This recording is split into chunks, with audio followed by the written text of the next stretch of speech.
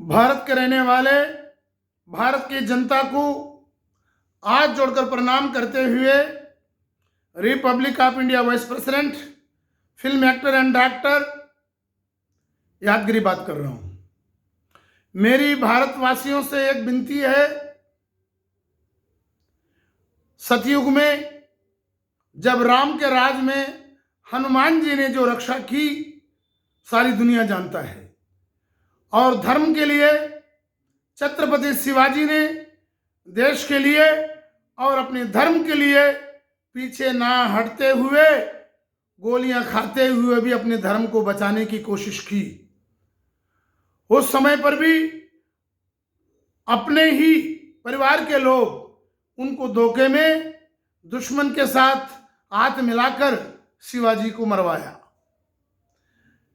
देशवासियों, जब भी कोई हत्या अपने देश में होता है, घर का आदमी जाके दुश्मन से मिलता है, तभी अपनी कांड होता है।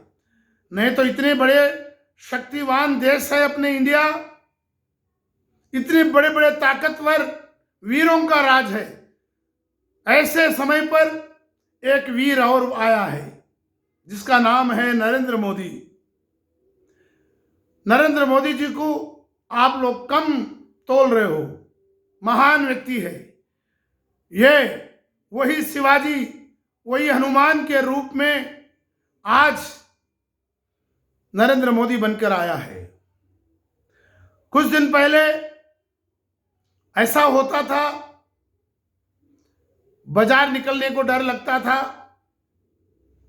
किसी भी टाउन में, चाहे वो बॉम्बे हो या हैदराबाद हो या कोई भी सिटी हो,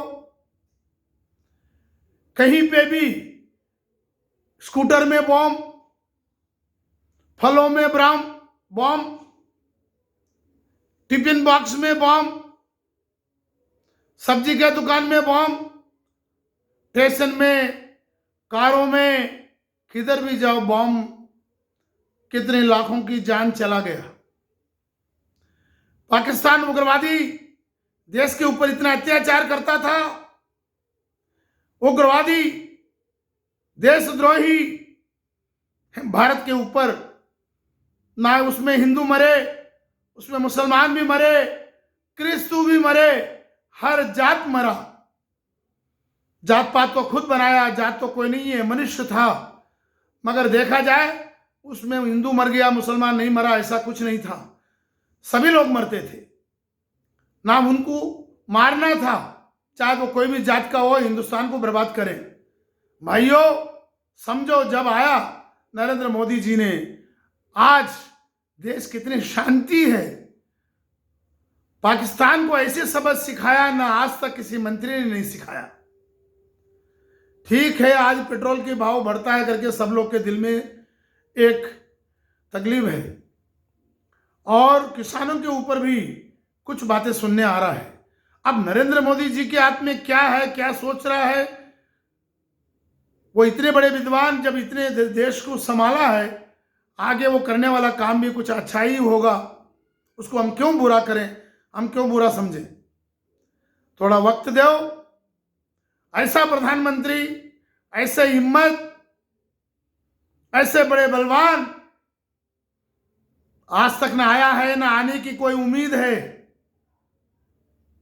अगर इस भारत को बचाने के दम अगर है, नरेंद्र मोदी जी के हाथ में है और किसी के हाथ में नहीं।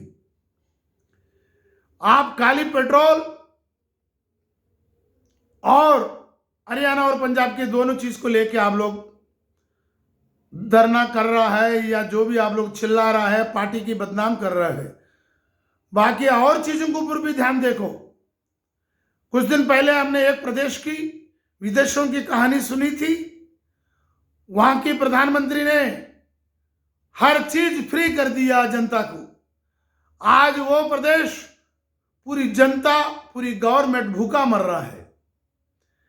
देश को बचाना है तो पैसा अपने ही जेब से जाएगा और अपने को ही मिलेगा, कोई आसमान से टपकेगा नहीं। देशवासियों,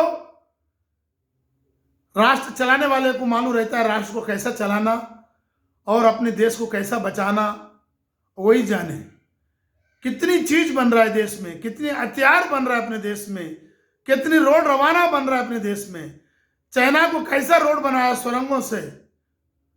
अब ये सारी बातें तो आप लोग समझते ही हो, मुझे ज्यादा बोलने से भी ठीक नहीं है। मैं यही समझता हूं, एक भगवान के रूप में शिवाजी आया है, उसको अच्छी नजर से देखो।